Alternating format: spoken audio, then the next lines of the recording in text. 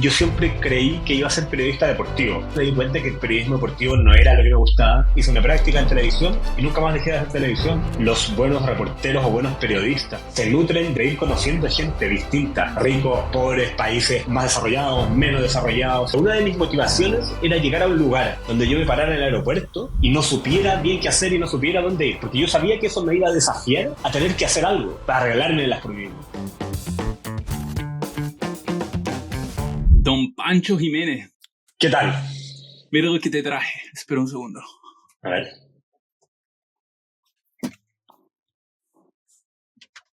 Bueno. ¿Y qué me trajiste a mí de sorpresa? ¿Tenía que tener una sorpresa? Sí, tenía una bandera. Ah. No. Ah, qué asco. No sé cómo me haces sufrir. Pero también tengo aquí mi barrito de los Philadelphia Phillies. Buena. Partidazo que vimos. Sí. Pancho, para partir, preséntate un poco. ¿Qué haces?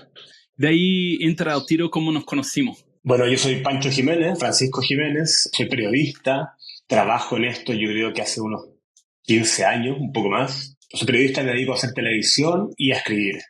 Esas son las dos cosas que me gusta hacer. Nos conocimos, ya habrá sido el 2017 más o menos, ¿cierto? Cuando grabamos la primera temporada de Aquí te las traigo, Peter. Sí. Y cuando nos conocimos nos presentaron en un bar, me acuerdo, por Recoleta. ¿Sí? ¿Cuán? Sí, nos tomamos. Era uno que está en una esquina, una cervecería, por Bellavista. Y nos tomamos una cerveza, me acuerdo perfecto, porque Eduardo, el jefe, el director, me dijo, oye, vamos a conocer a Peter hoy día, porque está este proyecto que vamos a grabar, en fin. Y yo me imaginaba que iba a llegar Peter, un gringo así como buen canoso, como viejo, que está ahí. Y de repente llegáis tú con pura ganas de tomar chela. Y ¿de dónde sacan esto? No era el gringo que yo me imaginaba. Más chileno que tú. Y así nos conocimos. ¿Cuánto tiempo llevabas tú en Colombia? ¿Cuántos proyectos habías hecho que ya eran como los tuyos? Dame un poco de contexto cómo llegaste a eso y entender tu rol, porque fuiste mi jefe, nosotros crecimos juntos, por lo menos mi crecimiento en televisión fue al lado tuyo. Cierto, es verdad. Sí, yo llevaba ya harto tiempo trabajando, haciendo televisión, digamos, desde el 2008 más o menos. Entonces ya había hecho varios proyectos antes. Y en Colombia yo llevaba, nada, yo llegué a hacer ese proyecto. Claro, fue el primer proyecto que yo hice en la productora en Colombia, pero yo a la Claudia y al Edu, que son los dueños, ¿cierto? Yo los conocía hace mucho tiempo, porque yo también me crié trabajando con ellos. Cuando yo empecé en televisión, trabajábamos todos juntos en Canal 13. ¿Cierto? En Chile. Entonces ya nos conocíamos de antes. ¿Y tú llegaste de dónde? ¿Tú llegaste de 13? No, yo trabajé en Canal 13, luego me fui a TVN, también con la Claudia, pero luego yo me fui a vivir a Nueva Zelanda. Me fui a vivir a Nueva Zelanda, viví allá un año, en fin, o un poco de tiempo más, estuve viajando harto rato por el mundo, volví, trabajé en Fábula, productora que en ese momento hacía televisión y ahora está muy famosa porque gana muchos premios Oscar, en fin, ya no hacen mucha televisión. Y ahí yo me vine a trabajar a Colombia. ¿Y tú desde niño sabías que querías trabajar en periodismo, televisión, producción, dirección? Yo a los 13 años sabía que quería ser periodista. Y eso lo tenía muy, muy, muy claro. Lo que sí, yo siempre creí que iba a ser periodista deportivo. Pero una vez ya en la universidad me di cuenta que el periodismo deportivo no era lo que me gustaba. A mí me gustaba Colo-Colo, no el deporte como para cubrirlo, ¿cierto? Entonces no me interesó más el periodismo deportivo. Y luego lo que me interesó fue la investigación. Entonces, ya el tercero de la universidad, yo siempre me imaginé escribiendo. Yo me imaginé que iba a trabajar en un diario y tenía todo así como proyectado en mi cabeza. Voy a trabajar en la tercera y este va a ser mi destino en la vida. Y salí de la universidad, hice una práctica en televisión y nunca más dejé de hacer televisión y nunca trabajé en ningún diario y vine recién a escribir algo 10 o 12 años después. ¿Y eso por vida o te aburres de vez en cuando? No sé, cada 2 años tienes ganas de mandar toda la mierda. ¿Pero tú dices como en general en la vida o del oficio, del periodismo? O de la tele. De la tele. O de los jefes. No. ¿Sabes qué? A mí me pasa algo muy extraño, que es, por ejemplo, me gusta mucho el periodismo en general y me gusta mucho la tele porque es una forma de contarlo muy distinto. Entonces me gusta mucho. Pero mis hobbies, aparte de a Colo-Colo, de ver fútbol, ¿cierto? Mis hobbies son como escribir historias. Entonces, como que mi hobby es seguir haciendo periodismo, ¿cachai? Entonces me encanta, eso es lo que más me gusta, contar historias, conocer gente, conversar con gente, como que en los tiempos libres me dedico a eso también. Entonces no me aburre, no me aburre. Lo que sí me aburre es siempre hacer el mismo formato, entonces me gusta ir cambiando cosas. Yo creo que tú eres, si no el número uno, el top 5 de chilenos que conozco que ha más viajado. ¿De dónde sale ese bichito tuyo de viajar? Yo creo que tiene que ver con lo mismo, el tema de la curiosidad y el de conocer gente. Yo creo, estoy seguro que los buenos reporteros o buenos periodistas o contadores de historias se nutren de eso, de ir conociendo gente distinta, ¿cierto? Y no poner barreras entre la gente que conoce. Ricos, pobres, países más increíbles, ¿cierto? Más desarrollados, menos desarrollados, ¿cierto? El conocer. Entonces, desde que pude hacerlo, ya bien grande, nunca he parado de hacerlo y siento que es para mí es una motivación de vida, mucho más que tener bienes materiales, mucho más que comprarme una casa o comprarme un auto. Yo prefiero invertir mis recursos ahí, porque como que me siento alimentado espiritualmente. ¿Está ahí? Bueno, y esto lo hemos hablado mucho. A mí me gusta mucho el estarme moviendo constantemente y tener en mi cabeza siempre presente la idea de que voy a ir a otro lugar, de que voy a conocer acá y que no sé si tengo muchos amigos en Tokio, ¿cierto? En Japón y hay veces hay lugares que conozco más allá que del mismo litoral en Chile, pero no veo como las barreras de viaje como una barrera para sentirme yo a gusto o cómodo en los lugares. Si me gustó más un lugar que está muy lejano, da lo mismo, es parte de mi vida igual y voy a ir más allá que seguramente que a la playa acá. ¿Y qué haces cuando viajas? No sé, nómbreme un par de lugares. Puede ser pueblo, puede ser un momento en un café, que tal vez yo no sé que te impactó tanto en tu forma de acercarte a periodismo, a hacer programas o el adulto que eres tú. Entonces, cuando yo te digo un lugar, ¿qué te sale en la cabeza como Sí. este momento? Uf, A mí esto también lo hemos hablado mucho. A mí me gusta mucho Japón, ¿cierto? Y me gusta Japón no porque sea un friki de la tecnología o sea un rayado por el anime. No, me gusta Japón por su gente. Y me recuerdo perfecto un momento que me hizo sentirme como tan feliz de contar. Fueron la época, habían pasado un par de años desde el terremoto como 4 años, desde el terremoto y la explosión de la central nuclear en Japón. Entonces yo fui a Fukushima porque tenía una amiga que vivía ahí y quería conocer el lugar. Era solo la curiosidad, quería escribir una historia, en fin. Y mi amiga, que hablaba japonés perfectamente japonesa, me acompañó, pero un día ya no me podía acompañar más. Yo no hablo japonés, nada, ni una palabra. Y me juntó con una persona, con un viejito japonés, que él no hablaba ni una palabra de español, por supuesto, ni una gota de inglés, nada. Solo japonés. Y nos juntó a las 8 de la mañana y nos dijo, ok, vuelvo por ti a las 8 de la noche. Y el caballero se dedicaba a escuchar el sonido de los pájaros. Eso hacía en su vida. Entonces yo me crucé a una isla con él en un bote y estuvimos todo el día juntos. Me invitó a almorzar, lo acompañé a ver a los pájaros, nos sentamos juntos a escuchar a los pájaros y nos comunicábamos, pero sin hablar el mismo idioma. ¿Está ahí? Pero yo creo que logramos conectarnos de alguna manera, como que nos hicimos amigos. ¿Está ahí? Pero sin hablar. Entonces yo creo que esas son las situaciones que únicamente se pueden dar viajando, porque ahí uno se entrega a conocer a la gente, sea como sea. Bueno, no hablamos nada, no pudimos cruzar una palabra. Y a veces, muchas veces me da pena como, pucha, qué lata, qué ganas de contarle lo que estoy sintiendo o que me entendiera. Pero como que empezábamos a balbucear cosas en nuestros idiomas distintos o algunas cosas en inglés y nos entendimos igual y lo pasamos bien igual y yo siento que nos comunicamos igual. Entonces siento que el viajar potencia eso, como las distintas formas de comunicarse, que no tiene que ver solo con hablar. Hay 1 millón de formas distintas de comunicarse y uno ahí las va viendo todas, en estas situaciones tan extremas, por decirlo así.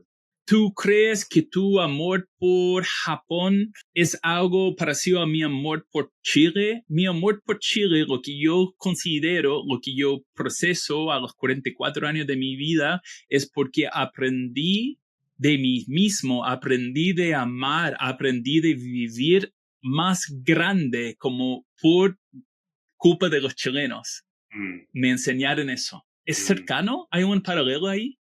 Yo creo que es cercano. Ahora, yo entiendo y conozco cómo es tu conexión con Chile y es mucho más fuerte, también por el tiempo que tú has pasado acá, ¿cierto? Y porque tú tomaste una decisión de venirte a ir acá, que en determinados minutos yo también lo pensé, dije, ¿me voy a ir a Japón? Las barreras idiomáticas y culturales también eran más difíciles de sortear. Pero sí, es también que siento que es un lugar donde el que me ha hecho sentir como capaz. Creo que es importante lo que te mencionaba anteriormente, el tema de la barrera de la comunicación, pudiéndome desenvolver bien ahí. La primera vez que fui allá, recuerdo que no sé si era mi sueño, pero una de mis motivaciones era llegar a un lugar donde yo me parara en el aeropuerto, mirara y no entendiera nada, y no supiera bien qué hacer y no supiera dónde ir, porque yo sabía que eso me iba a desafiar a tener que hacer algo para arreglármelas por mí mismo. Ahora en estos tiempos es mucho más sencillo porque hay internet por todas partes o mapas y uno se puede guiar y te pueden traducir la conversación instantáneamente.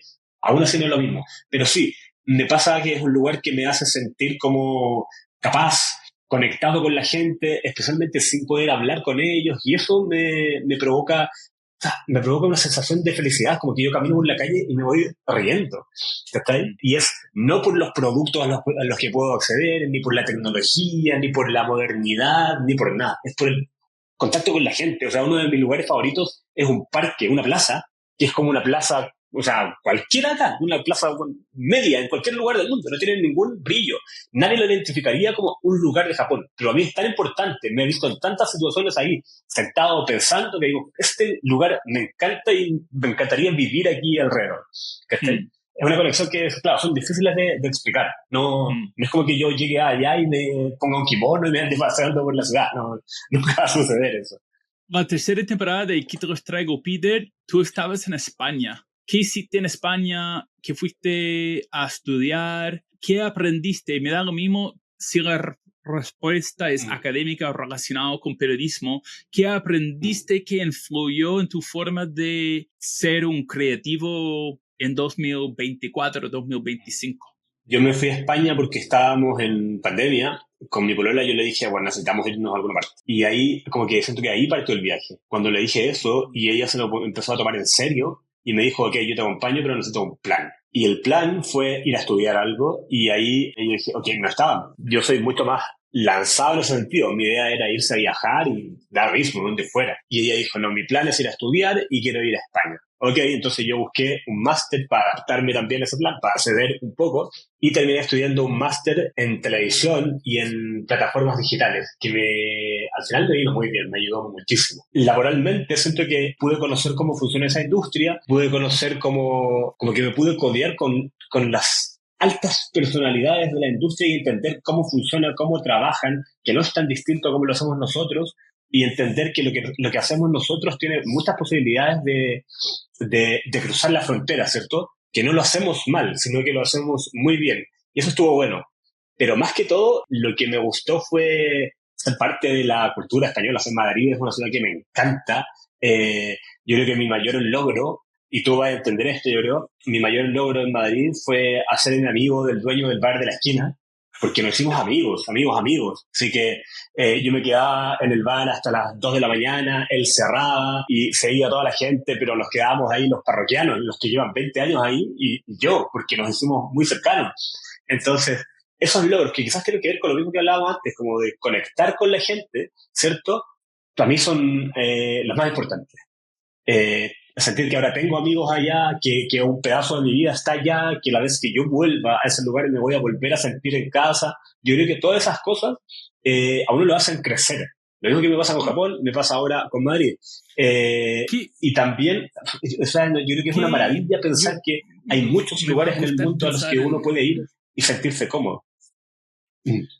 me va a costar pensar en cómo hacer la pregunta, pero de ahí si me tiene paciencia yo creo que va a agarrar. Va por la conexión que tú y yo tenemos en común de buscar esa conexión con la gente superficialmente. Yo creo que las personas que no te conocen bien se va a sorprender eso de ti porque tú eres bastante introvertido y alguien que me conoce superficialmente también podría sorprender que soy así porque yo en general no soy de grupos. Yo parezco extrovertido. Parece que me gusta estar con 10, 20, 30 personas, pero no, yo prefiero estar con uno. Prefiero cerrar el bar local chiquitito en Madrid hasta las 3 de la mañana con el dueño, su perro y su amigo y su hermano y nadie más. ¿Cómo tú como introvertido terminas haciendo algo, tal vez una conexión que parece superficialmente de un extrovertido? Me da la impresión que está relacionado con lo mismo, porque al final esas pequeñas cosas, ¿cierto? Como de quedarse en el bar hasta muy tarde, en un local pequeñito, ¿cierto? Se dan porque se forma una relación estrecha. Y esa relación estrecha no se forma porque yo llego buscando la fiesta y soy extrovertido, sino que se logra en conversaciones pequeñas, en donde yo escucho a la persona, él me escucha, y se va dando de a poco, se va creando lazo y una amistad, ¿cierto? Que trasciende el hecho de ser cliente y el dueño del bar. Y así en muchas situaciones. Entonces, y que también creo que tiene que ver con mi rol como comunicador, ¿cierto? A mí me gusta escuchar a la gente, y cuando yo escucho a la gente, generalmente la gente me escucha de vuelta, ¿cierto? Y eso creo que no dista mucho del hecho de ser más introvertido que extrovertido. Quizá estoy hablando acá de más, pero me da la sensación de que el más extrovertido abarca más, pero quizás es más superficial. Y quizás el introvertido, ¿cierto? Abarca menos, pero más profundamente. Puede ser así. Pancho, quiero hablar de Estados Unidos. Tú ya conocías Estados Unidos antes de grabar Sueño Americano. Mi percepción, yo nunca te he hecho esa pregunta, pero mi percepción tuya tienes sensaciones encontradas con Estados Unidos. Culturalmente te choca el materialismo, te choca el patriotismo, el imperialismo. Por un lado, admires como la mente ha abierto el lado aventurero con lo cual tú compartas. Si es cercano a eso, bueno, ajustalo según tu percepción, pero dime qué sumó a tu forma de entender Estados Unidos viajando por más o menos 2 meses conmigo por 12 ciudades grabando un programa de Estados Unidos, de chilenos en Estados Unidos. Me sumó algo interesante que tiene que ver con entender que hay gente buena en todos los lugares a donde vaya. Y eso me gustó muchísimo. La primera vez que fui a Estados Unidos fue el año 2011, si no me equivoco, y fue mi primer viaje grande en la vida. Fue la primera vez que salí de Chile. Entonces, evidentemente me marcó mucho. Y fui solo a Nueva York y a Washington. Y ahora, tener la posibilidad de conocer tantos lugares tan diversos, ¿cierto? Y tan diversos no solo en lo arquitectónico o en lo paisajístico, sino que en lo intelectual, en la forma de pensar, en la forma de ver la vida, y aún así encontrar gente buena e interesante y valiosa en cada uno de los lugares, solo me hace como reforzar esta idea que siempre he ido cultivando y ha ido creciendo en mí, de que en todos los lugares donde tú vayas, aunque sea el pueblo más pequeñito, aunque sea el lugar que tú te has hecho la idea en tu cabeza de que va a ser un desastre, siempre vas a encontrar gente buena y siempre vas a encontrar algo bello. Algo, aunque no todos los lugares son París, ¿cierto? Ni Roma, pero siempre vas a encontrar algo que te va a atraer y que va a capturar algo de ti, de tu corazón, ¿cierto? Y se va a quedar contigo. A mí me pasó en muchos lugares en Estados Unidos en este viaje, que son lugares donde a mí me gustaría volver, porque siento que nos faltó tiempo, tú sabes cómo es el ritmo, ¿cierto?, de trabajo, que no teníamos demasiado tiempo para salir, pero ahora siento que, no sé, que ya Estados Unidos se quedó con un pedazo de mi atención y de mi corazón también. Entonces hay muchos lugares a los que me gustaría volver a visitar con calma, ¿cierto? Porque al final estos lugares que uno visita terminan siendo siempre parte de tu historia. ¿Está ahí? ¿Hay algo de tu percepción de Estados Unidos que se corrigió? Porque tú ocupaste el verbo se sumó, que es lógico, pero muchas veces yo vivo la cultura de Estados Unidos a través de los ojos de mi señora, que es chilena. Supongo como algunos chilenos viven Chile a través de mis ojos, yo vivo la cultura mía nativa a través de mi señora, y me doy cuenta que ella va ajustando, cambiando, no solamente sumando, porque sumando es más información. A veces información se corrige. ¿Algún cambio? Sí. ¿Qué se corrigió, por ejemplo? Hay lugares como Kansas mismo, ¿cierto? Que es tu lugar más, más cercano, o estos lugares como, qué sé yo, Utah. Bueno, quizás Utah no es el caso, pero estos lugares que uno se imagina como más de derecha o de extrema derecha, es decir, acá la situación va a ser, no va a ser tan agradable o va a ser un poco más en contra de los latinos, no nos vamos a sentir bienvenidos, quizás vamos a tener más problemas.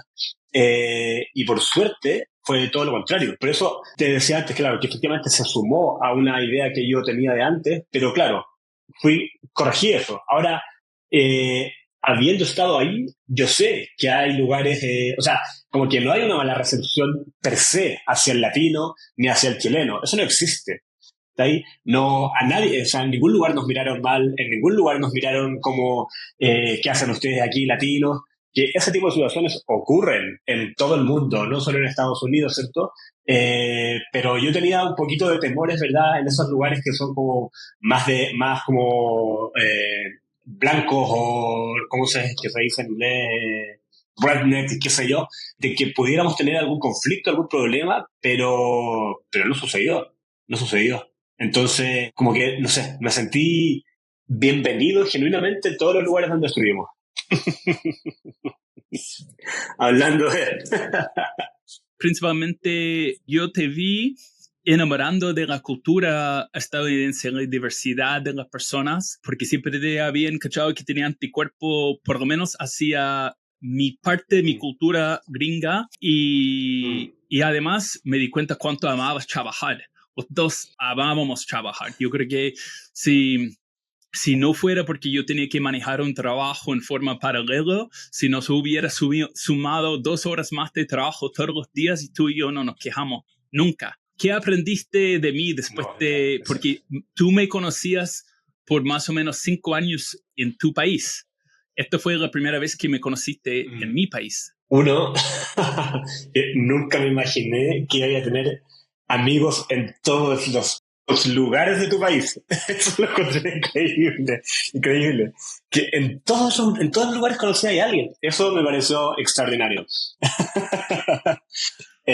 Hay otra cosa que me gustó mucho y es que esto que tiene que ver con los gringos en general, no solamente contigo, ¿cierto? Que los gringos son personas muy distintas a nosotros porque son mucho más directos y van de frente con sus comentarios, con sus opiniones, ¿cierto? En Chile eso no funciona así. Más o menos ya te conocíamos y sabíamos cómo eso iba a funcionar. Pero ya lo que me gustó y es que tú hiciste, no sé si consciente o inconscientemente, un ejercicio de aprendizaje desde que partimos grabando en 2017 hasta ahora y te has ido acordando de esto yo lo aprendí, esto yo lo hice así, esto ustedes me enseñaron que era de esta manera, ¿cierto? Y todas esas cosas las fuiste poniendo en práctica. Y eso está bueno, eso yo siento que fue ver un crecimiento tuyo como presentador, ¿está ahí? Que no es fácil, porque no estás constantemente haciendo programas de televisión, tienes tu trabajo paralelo, estás haciendo otras cosas, tu vida, ¿cierto?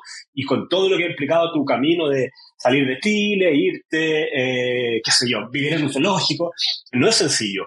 Pero nunca olvidaste las cosas que fuiste aprendiendo en el camino, digamos, de la televisión y las aplicaste. Yo creo que eso fue bonito ver, porque en definitiva todas esas conversaciones o discusiones o roces que tuvimos hace años atrás, que está ahí, sirvieron para formar el Peter comunicador que es hoy y que ahora está interesado en hacer podcast, ¿cierto? En hacer más cosas en la comunicación. Y sirvieron para que el programa que hicimos también, ¿cierto? Tuviera, independiente de lo bueno o malo que vaya a quedar, que yo creo que va a quedar muy bonito, pero que tuviera alma, ¿cierto? Que se notara que le estábamos poniendo el corazón y que estábamos ahí presentes y queríamos que la gente que era parte del programa se sintiera escuchada, ¿cierto? Que cosas que también fuimos discutiendo a lo largo del camino. Tú estuviste desde que nació la idea de Sueño Americano, el programa que recién grabamos en mayo, junio, julio en Estados Unidos.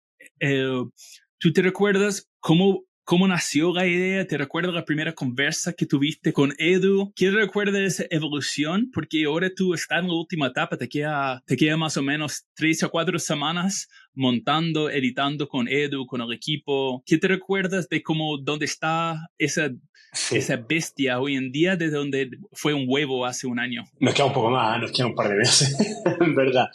Me acuerdo cuando conversamos, yo creo que en el origen, yo no estuve porque tenía la idea ya cuando yo volví de Europa, pero me contaron de qué se trataba y a mí me pareció de verdad que espectacular y siempre me imaginé algo que fuimos conversando mucho en terreno. Siempre me imaginé que esta historia se tenía que tratar de Peter conociendo a los chilenos que se enamoraron de su país, tal como él se enamoró del nuestro. ¿Está ahí? Y yo sentí que si nosotros nos poníamos esa meta de que así se transparentara la idea del programa, iba a andar bien. Y la gente lo iba a entender bien, ¿cierto? Y todos iban a empatizar contigo. Cuando lo comentamos acá en las primeras reuniones, a mí se me hacía muy difícil pensar que íbamos a lograr hacer 36 historias sin que se cayera ninguna. ¿Cachai? Que tuviéramos problemas, porque siempre existen problemas en televisión. Tú sabes, cuando grabábamos Peter acá en Santiago, siempre había que un día que se atrasaba algo o se caía una historia, porque también es normal. La gente se enferma, la gente o se arrepiente, y también puede pasar, ¿cierto? Y tuvimos suerte de que logramos hacer 36 historias de corrido sin tener ningún problema así realmente importante. Y que aparte la gente nos recibió muy bien en todos lados. Yo también estaba un poco dudoso de eso, de si la gente iba a estar realmente dispuesta abriendo las puertas, ¿cierto? De si iba a funcionar tan bien lo que nosotros teníamos la idea que nosotros teníamos en la cabeza. Y al final funcionó, yo creo que mucho mejor de lo que creímos, al menos en el sentido que la gente estaba esperando así como con ansias a que nosotros llegáramos, ¿cierto? A que querían incluso pasar mucho más tiempo con nosotros del que nosotros teníamos para darles. Entonces yo creo que en ese sentido al menos las expectativas se cumplieron mucho, mucho más de lo que nos habíamos planteado. Era un proyecto difícil de hacer, difícil de imaginar. Para dar un poco de contexto a eso, sobre todo para las personas que no están en televisión, o incluso algunas personas que están en televisión pero solo graban en Chile, imagina lo que es en términos de logística, operacionales, producción, si nosotros grabamos más o menos en 10 días, grabábamos 7, más 2 días de viaje en avión y un día de descanso. Entonces, si una persona cayera, ya no teníamos tiempo de levantar un chileno que vivía en Seattle, si ya estamos en Seattle y el día siguiente estamos tomando un avión para Las Vegas. Y en Las Vegas solamente teníamos 3 días de grabación, ni un día de descanso, y ese 3 días ya tenemos con 3 chilenos, no había forma de poner un cuarto chileno. Tal cual.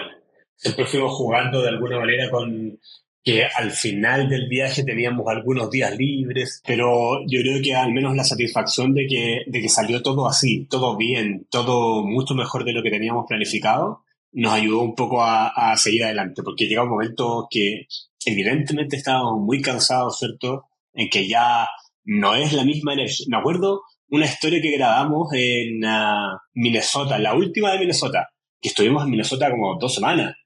Y la última historia de Minnesota, que era como, ya, vámonos rápido, por favor, de este lugar. Y llegamos a grabar la historia de Katy Molinet, que era una chica que es profesora de Zumba. Y llegamos y la energía de ella era tan alta, tan arriba, que nos contagió a todos de inmediato y terminó siendo uno de los capítulos más bonitos, quizás una de las historias más bonitas que hemos grabado. Y de verdad que no nos quedaba energía. ¿No? O sea, yo no veía cómo íbamos a lograr sacar esa historia adelante. Y finalmente fue la misma energía de ella, ¿cierto? La que nos reconvirtió, la que nos levantó. Y yo creo que eso también nos fue pasando historia a historia. Siempre llegábamos sin saber demasiado, porque es muy distinto leer un informe a ver a las personas en vivo, ¿cierto? Pero las ganas de esta gente de ser escuchada es lo que a uno lo hace motivarse, ¿cierto? Y seguir con el proyecto adelante y entender que el proyecto que estábamos haciendo era una buena idea, ¿cierto? Que era un buen proyecto y que era justo y bonito contar esa historia. Tú, Pancho, ¿En qué etapa estás ahora del proyecto? ¿Estás cortando, dando feedback a los que montan, los que editan? ¿Dónde estás en esos últimos meses de publicar un libro? Sí, lo que estamos haciendo ahora es, se están armando todas las historias, ¿cierto? Son 36 historias y tenemos armadas yo creo que unas 18, más o menos la mitad, pero están armadas como offline, ¿cierto? Offline en televisión es como un borrador, digamos. Es un armado que se entiende el capítulo, pero todavía no es el fino, fino, fino. Entonces se están armando estos offline, los estamos revisando, le hacemos algunas correcciones y los devolvemos para ir dejándolos finos como ya queremos que estén. Todo ese proceso es largo porque incluye cambios, incluye revisiones del canal, incluye cosas que se nos van ocurriendo de momento, ¿cierto? Mira, podríamos poner una foto acá, contactando a los personajes, ¿cierto? De todas las historias. Tú tienes fotos, tienes un video de este momento, ¿cierto? Y aparte ir traduciendo, porque esto es para la televisión chilena y hay muchas conversaciones que están en inglés, entonces hay que ir traduciendo las cosas, subtitulando, entonces estamos en ese proceso. Y las historias las estoy cortando yo algunas, pero por suerte hay otras personas del equipo que están trabajando en eso, cortando las historias que grabamos 5 horas más o menos por historia y hay que entregarlas al equipo de edición, a los montajistas en unos 25 minutos. Entonces es mucho trabajo. ¿Cuáles son algunos detalles que tú estás viendo ahora que tú estás revisando materiales? Y voy a sumar para que la gente sepa. 36 personajes, son 2 cámaras. Cada cámara va con más o menos 5 a 7 horas de filmación diario.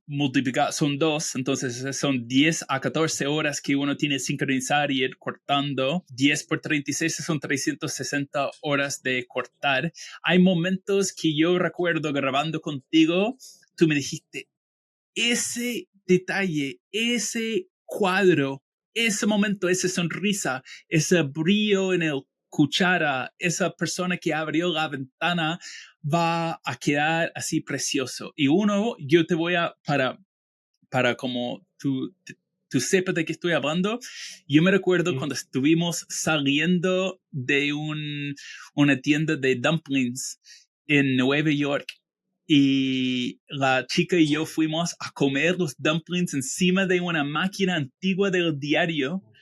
Y yo no me fijé que era especial. Era el único lugar donde podría comer con ella en la calle. Y tú me dijiste, ese detalle va a quedar para siempre. ¿Qué otros detalles, ahora que estás viendo el material en una pantalla de 360 horas, dice, oh, este quedó hermoso en cámara? Hay 2 momentos en el Circo de Soleil que me gustaron mucho.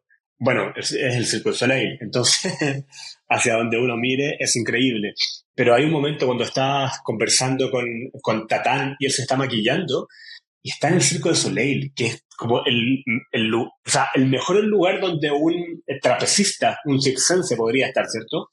Y él se está maquillando y te mira a la cámara, te mira, ¿cierto? Y dice, para mí mi familia es lo más importante del mundo. Yo si mi papá me dice que me tengo que devolver mañana, me voy. Estamos hablando de una persona que no tiene 18 años, una persona que tiene su familia, su vida hecha. Entonces, wow, se me paran los pelos ahora, porque es como él, la vida, como que entendimos tanto solo con esa frase. La vida para las personas de circo es muy familiar y andan todos unidos. Y él ahora siente que está como viviendo una vida que es muy distinta a la que le correspondería. Está en el Circo de Soleil, o sea, es increíble. Pero si el papá le dice, se va mañana.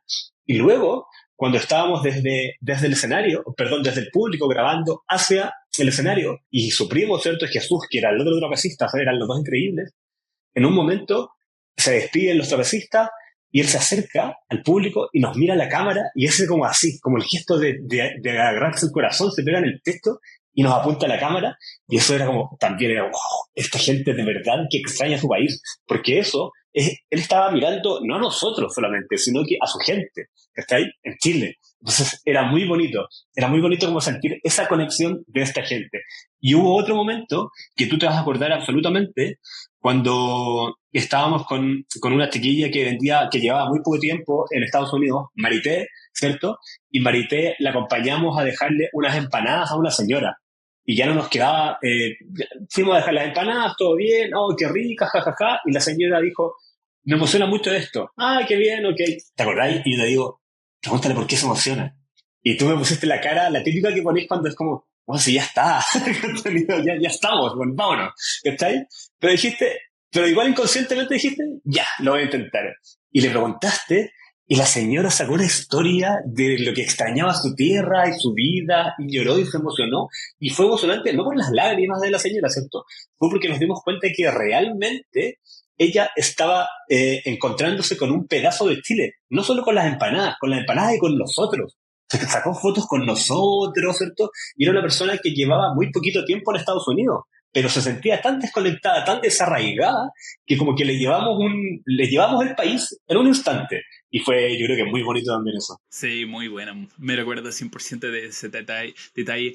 Pancho, hay cosas que nunca se va a ver en televisión que me gustaría que fuera como casi un documental, como Making of, lo que hicimos, que es el cariño que los chilenos, los personajes, los familiares de los personajes, como eran con nosotros. Y yo estoy hablando de chilenos, estuve en la casa de varios chilenos que eran multimillonarios, que no eran así cuando se fueron de Chile. Estuve en la casa de chilenos que tenían que trabajar 2 o 3 trabajos.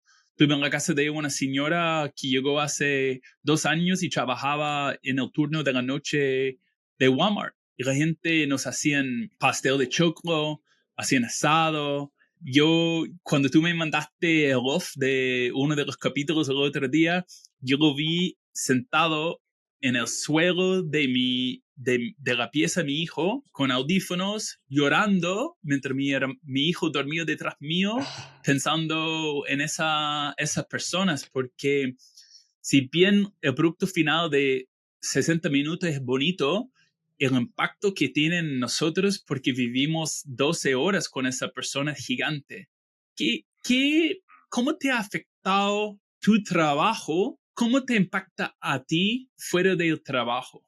Tal vez la forma que te acercas a tu familia, a tu pareja, cómo miras al mundo, porque tú y yo estamos en eso mucho más allá por dinero. Yo creo que la gente piensa que trabajar en tele es dinero, pero no es, está muriendo un poco y nadie sabe la cantidad de horas. Entonces, ¿cómo te ha influido en ti? Hay algo que está súper conectado con lo que hablábamos hace un rato, que tiene que ver con los viajes. Cuando uno sale y viaja y conoce distintos lugares, distintas personas y va valorando eso, y también pasa cuando uno conoce distintas historias. A mí lo que me pasa en lo personal siempre es que vuelvo a valorar mucho más mi país, los lugares en mi país, las reuniones con mis sobrinos, ¿cierto? Las juntas familiares, el llamar a mi mamá, ¿cachai? Porque yo los tengo acá, los tengo cerca, ¿cachai? Y me paso mucho tiempo viajando, trabajando, haciendo cosas y veo, en este caso del sueño americano, ver cómo esta gente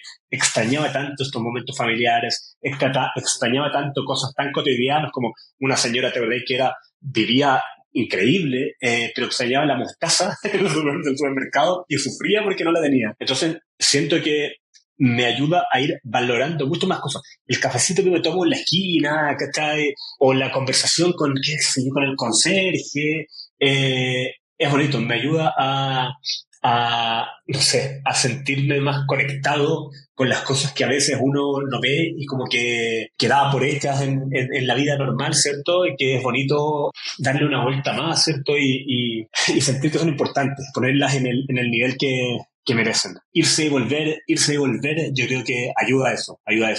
Me gusta sentir eso. Y me gusta me gusta sentir que conocimos gente buena en todo esto. Gente que quiere seguir conectada contigo, no por la televisión, sino porque le hicimos pasar un rato agradable. ¿Está ahí? Y eso yo creo que es súper bonito. Eso me preocupa más que hacer un programa bonito o bueno de televisión, ¿cierto? O un documental o un reportaje o lo que sea. Sino que la gente haya entendido que nosotros fuimos ahí no porque queríamos recopilar historias, ¿cierto? Y salir corriendo y vender un programa de televisión. No, porque teníamos de una manera súper altruista, ¿cierto? las ganas de contar historias bonitas de chilenos, ¿cierto?, lejos de su país. En el viaje solo tuvimos, que yo recuerdo, solo tuvimos 2 peleas como de colegio. Uno fue donde peleamos por aire acondicionado y otro fue una pelea por sacar un selfie todo el grupo frente a todas las casas.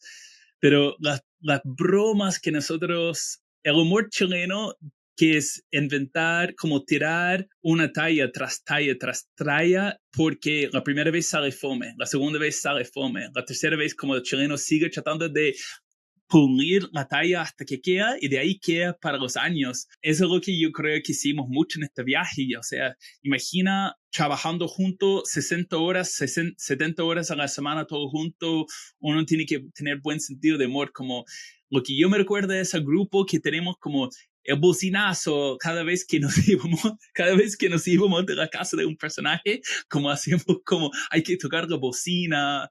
¿O qué otras cosas de hueveo te recuerdas que nosotros fuimos criando en ese viaje? Todo, por ejemplo, yo creo que hay como dinámicas que se dan en los grupos, ¿cierto?, que quedan tan marcadas, como me acuerdo de los momentos cuando íbamos en el auto y alguien decía cualquier cosa y todo el mundo decía, ya, ya, ya, y todo el mundo se formaba como una bola de que nadie podía decir nada serio, y son cosas que a uno se le quedan, ¿cierto? Entonces, por ejemplo, me ha pasado llegar acá y como que se me sale solo y nadie entiende, así como, ¿qué está hablando este huevón? No es gracioso esto, ¿cachai? Y claro, porque son dinámicas que solo conocemos nosotros, ¿cierto?, que tienen que ver con el humor que habíamos nosotros creado, ¿cierto?, o la forma que teníamos de pasarlo bien, que no son muy difíciles de replicar en la vida normal, porque se van generando otros códigos según las situaciones que uno va viviendo. Entonces, son situaciones, yo creo, que difíciles de explicar, que yo me imagino que se generan en todos los equipos que se compenetran de alguna manera, ¿cierto?, y tienen que salir a ejecutar alguna misión en corto tiempo, rápido, que demanda mucho trabajo, hay que buscar formas de pasarlo bien. Yo siempre antes de juntarnos con la gente que íbamos a grabar, yo les decía, mira, nosotros tenemos una regla entre nosotros que intentamos pasarlo bien, y ustedes lo van a pasar bien, yo te aseguro eso, lo van a pasar bien, porque si nosotros estuviéramos como de mal humor, no nos aguantaríamos, nos venimos por 2 meses a Estados Unidos. Entonces, la única forma que tenemos de que esto funcione es reírnos, pasarlo bien, quizás reírnos demasiado, quizás nos tomamos demasiada confianza con la gente, pero es el camino que encontramos para que esto fluyera bien, ¿cierto? Yo creo que uno de los momentos que no me voy a olvidar nunca, porque salieron varios memes, varios stickers en nuestro grupo de WhatsApp, fue los carretes de Filadelfia, donde puede ser, no vamos a poner nombre, pero varias personas sacaron su polera, varios jugaron pool, puede haber que hubo una promo de Pabst Blue Ribbon por $2. Puede ser que Chile perdió, pero no se estafaron. Filadelfia fue todo un descubrimiento. Yo encontré, bueno, al final los lugares, yo creo que a uno lo marcan no solamente por lo bonitos que son y lo que hablábamos antes de los viajes, por la arquitectura o por los paisajes, sino por las experiencias que uno vive allí, ¿cierto? Y Filadelfia es un lugar que vamos a recordar siempre, porque justo tuvimos unos días libres que se nos cruzaron, tuvimos tiempo y lo pasamos bien, y nos vamos a acordar por siempre de esos lugares, ¿cierto?, de esos bares, de esos momentos, en fin. O sea, son lugares inolvidables. Siempre cuando volvamos a Filadelfia, a ti te queda mucho más cerca, no sé si nos va a tocar volver a nosotros en algún momento, pero va a ser como, acá pasó esto, inolvidable. Lo que yo recuerdo de Filadelfia es que la tensión en el equipo estaba rígido, entonces en ese momento era importante que le diéramos una habitación privada a una persona en particular. Era importante que una persona subiera las escaleras de Rocky corriendo para sacar su foto famoso. Otro tenía que hablar con su polola 16 veces diario, escondido.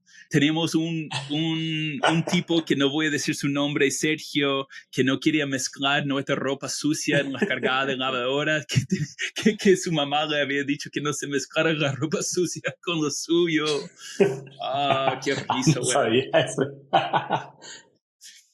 Y fuimos al estadio, ¿te acordáis? A ver a los Phillies con un diluvio. ¿De verdad? Y salimos todos mojados. O sea, ¿cómo nos vamos a olvidar de ese partido? Eso es imposible. No.